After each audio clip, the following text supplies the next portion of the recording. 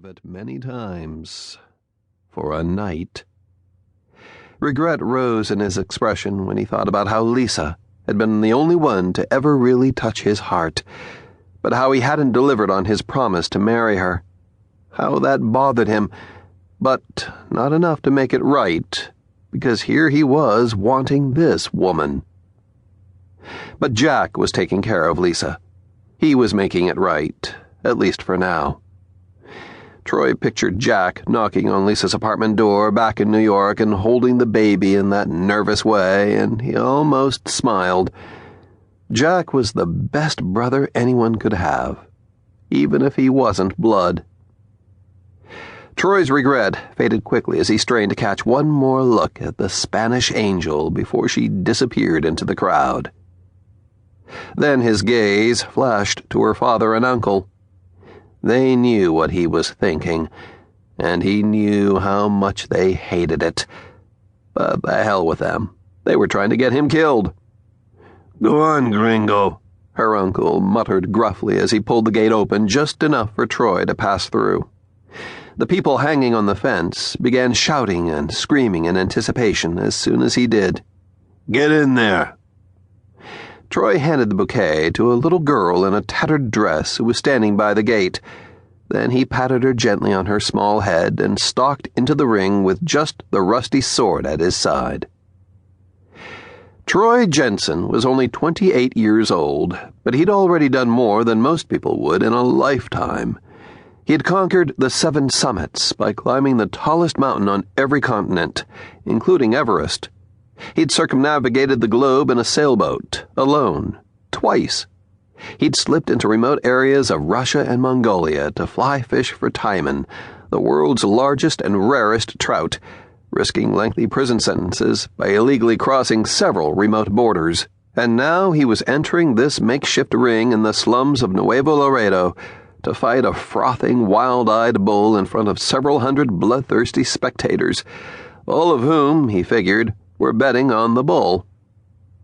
Back home in Connecticut, people were whispering that he was obsessed with the edge, and maybe he even had a death wish. So Troy knew it had come as no surprise to anyone when he had called a week ago to tell his mother, Cheryl, that he wasn't coming to Greenwich next month for Thanksgiving because he had joined the crew of an Alaskan crab boat. She was the Arctic Fire, and she was sailing out of Dutch Harbor for the season. The tiny port lay west of mainland Alaska on the Aleutian Islands, which stretched across the Bering Sea toward Asia like a lion's tail.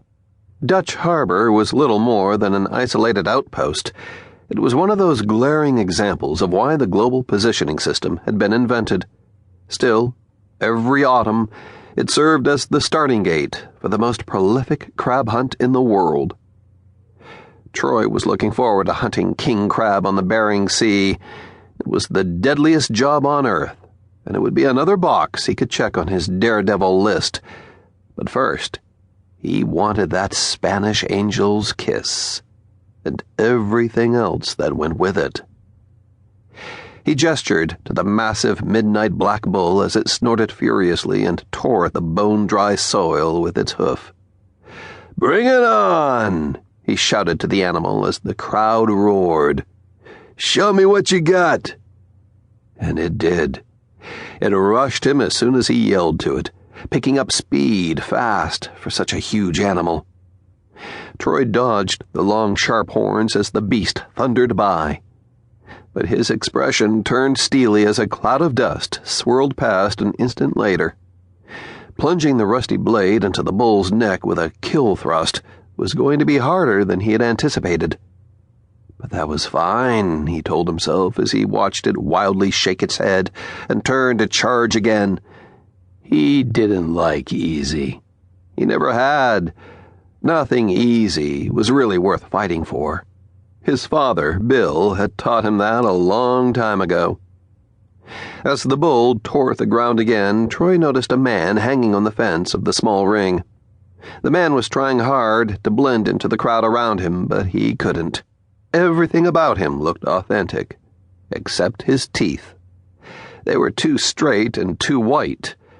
It was a tiny disparity hanging along that crowded fence, but Troy had been trained to pick up